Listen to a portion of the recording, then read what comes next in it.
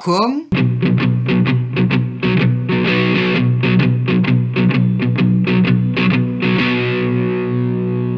Dans la région d'Avignon, on se déplace peu à vélo.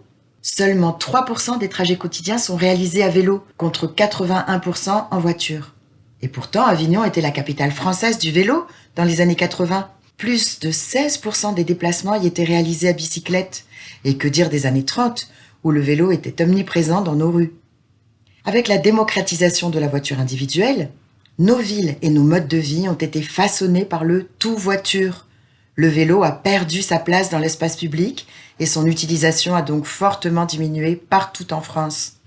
Face aux enjeux climatiques, et alors que le vélo a été le grand absent des discussions de la COP26, il devient urgent de lui redonner toute sa place.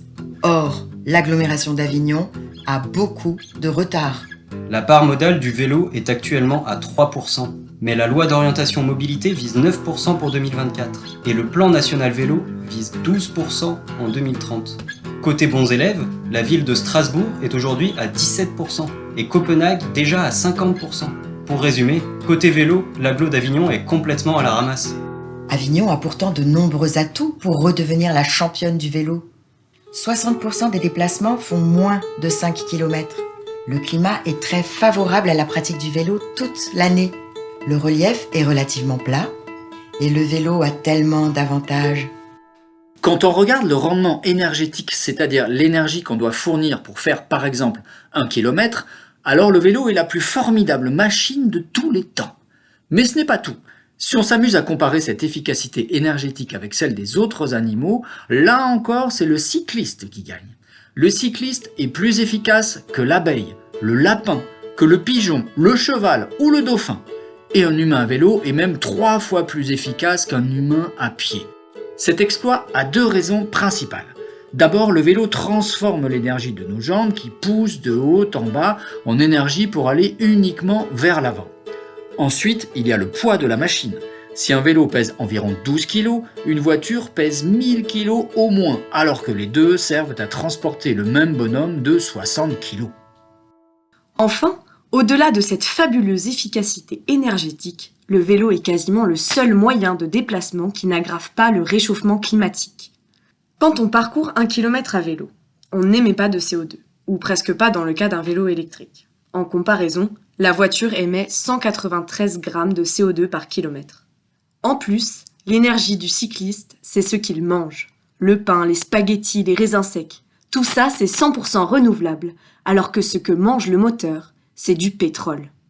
Face à l'urgence climatique, et alors que le secteur des transports est le principal émetteur de gaz à effet de serre en France, le vélo est un formidable moyen de décarboner nos mobilités. Il est grand temps de libérer les cyclistes enfermés dans leur voiture. La pollution de l'air en France, c'est 100 000 morts chaque année et c'est principalement à cause du transport routier. Habiter près d'une route à fort trafic, ça veut dire avoir plus de problèmes respiratoires, plus de maladies cardiaques, plus de cancer du poumon. Tiens, amusons-nous à calculer le volume de carburant brûlé chaque jour sur les 10 km de la rocade d'Avignon. Une voiture, c'est 6 litres au 100, mais un semi-remorque, c'est 35 litres au 100. Avec 42 000 voitures et 3 000 camions par jour, on arrive à 34 tonnes d'essence.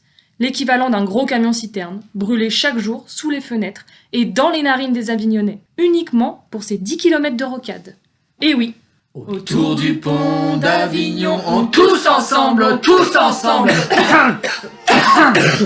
bon, d'accord, contrairement à l'opéra, les premiers rangs sont occupés par les pauvres des HLM qui profitent ainsi pleinement des pots d'échappement et du bruit. Oui, c'est la double peine car à la pollution de l'air s'ajoute la pollution sonore. Plusieurs études récentes confirment qu'être exposé au bruit de manière chronique est nocif pour la santé.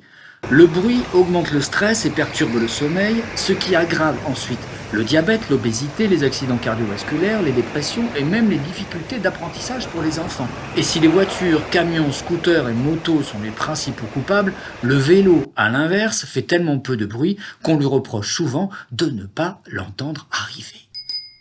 Se déplacer à vélo, c'est se déplacer pour pas cher. Le budget transport des Français, c'est 14% de leur revenu total. Et l'essentiel de ce budget, c'est pour la voiture. Posséder une voiture, c'est dépenser en moyenne 4 700 € par an. C'est déjà beaucoup, mais il faut ajouter à cela ce que coûte l'automobile à la collectivité. Usure des routes, accidents, pollution ou encore le temps perdu dans les embouteillages. La voiture coûte cher, très cher, à ceux qui ont une voiture, mais également à ceux qui n'en ont pas. Se déplacer à vélo est beaucoup plus économique. Prenons l'exemple d'un vélo acheté neuf à 300 € auquel on ajoute 30 € supplémentaires d'entretien chaque année et qui fonctionne pendant 10 ans. Avec ce vélo, je vais à 5 km de chez moi tous les jours pour porter des galettes et du beurre à ma grand-mère. Je fais donc 10 km par jour, soit 3150 km par an. Au bout de 10 ans, avec mon vélo, j'ai fait 36 500 km et j'ai dépensé 600 €. La même chose en voiture me coûterait 13 140 €. En plus, avec 10 km de vélo par jour, je pète la forme. Alors qu'en voiture, il est assez probable que je meure avant la 10e année suite à un accident cardiaque causé par le manque d'activité physique. Car les 10 km de vélo, ça fait 30 minutes d'activité physique modérée. Et l'OMS nous dit que c'est le top pour garder la forme. Comme on est de plus en plus assis devant les écrans au travail ou à la maison, dans son canapé ou dans sa voiture, le vélo nous aide à avoir un cœur qui pompe mieux, des poumons qui respirent plus fort, des jambes musclées et des fesses plus fermes. Pédaler, c'est améliorer sa santé. Merci mamie! Enfin, le vélo a aussi l'avantage de consommer très peu d'espace public. Par exemple, si l'on veut déplacer 100 personnes, on a besoin à vélo de 7 fois moins de place qu'en voiture. On pourrait ainsi apaiser nos villes et avoir plus de place pour flâner, marcher, discuter et laisser enfin nos enfants jouer en toute sécurité. Maintenant qu'on sait tout ça, comment fait-on pour attirer de nouveaux cyclistes? Déjà, on sait qu'une grande partie des gens ne font pas de vélo parce qu'ils considèrent que ce mode de transport est dangereux. Donc pour les encourager à en faire, c'est simple, il faut des pistes cyclables sécurisées. Alors, est-ce que c'est le cas dans l'agglomération d'Avignon? Déjà, il n'y a pas de carte pertinente. Celle de la mairie d'Avignon mélange les tracés sécurisés et les tracés dangereux. Celle du Grand Avignon, elle sert à rien. Alors on n'avait pas d'autre solution que de créer notre propre carte. Avec l'aide d'un cartographe et plein de données géographiques open source, Wacom a identifié toutes les pistes cyclables sécurisées dans un rayon de 12 km autour d'Avignon. Il faut moins d'1 seconde pour comprendre le problème. On a trop peu de pistes cyclables sécurisées et les seules qui existent ne sont pas continues, obligeant les cyclistes à prendre des risques lors de leur déplacement. Arrêtons-nous par exemple sur le cas de Sophie, 45 ans, qui habite au Pont des Deux Eaux et qui a le courage d'aller à vélo à son travail au Pontet. Son trajet, ou plutôt sa prise de risque quotidienne, ressemble à ça. Et son cas est loin d'être isolé. De nombreux cyclistes prennent des risques tous les jours en se déplaçant dans la région d'Avignon. Et les accidents sont fréquents. Les cyclistes sont en colère et on ne va pas attirer de nouveaux usagers avec les aménagements actuels. On ne va pas tourner autour du pot. En vélo, l'ennemi numéro 1, c'est la voiture. Il faut donc éloigner le plus possible les vélos des voitures. Et quand on n'a pas la place pour faire des pistes cyclables, alors il faut rogner de la place sur les voitures. Bien heureusement, les communes de l'agglomération d'Avignon ne nous ont pas attendus pour donner plus de place aux cyclistes. Mais leurs actions sont très insuffisantes au regard des enjeux climatiques et environnementaux actuels. Et pour l'instant, rien n'est coordonné entre les différentes communes. Alors on fait comment? Le Grand Avignon devrait suivre l'exemple de Grenoble, Strasbourg, Bordeaux ou encore Lyon qui développent actuellement de vrais réseaux de pistes cyclables sécurisées. Par exemple, la métropole de Lyon construit les voies lyonnaises, un réseau de 12 autoroutes à vélo qui desservent toute l'agglomération. Ça donne envie, non? Alors, comme le futur réseau vélo d'Avignon n'a pas encore été planifié, on l'a imaginé pour vous. Eh oui, les élus du Grand Avignon ne semblent pas avoir bien saisi l'ampleur du problème. D'ailleurs, Wacom propose de lancer une cagnotte en ligne pour leur offrir à Noël une formation de base sur le lien entre déplacement et changement climatique. Merci Wacom! Merci Wacom! Merci Wacom! Merci Wacom!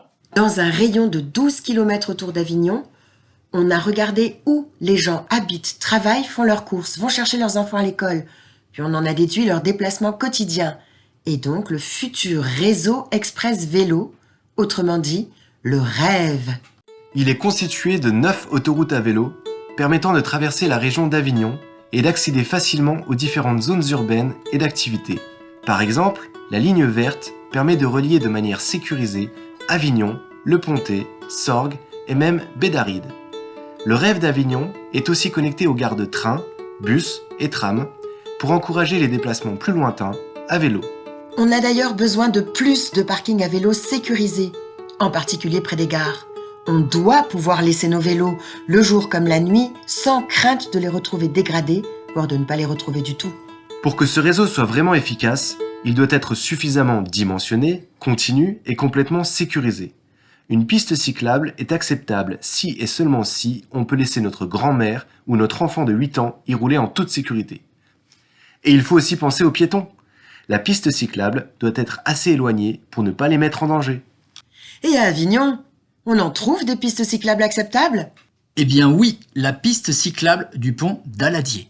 D'une largeur de 3 mètres, elle permet de rouler à vélo en toute sécurité, dans les deux sens. Elle est séparée des voitures par une bordure en béton et des piétons qui marchent tranquillement sur leur trottoir.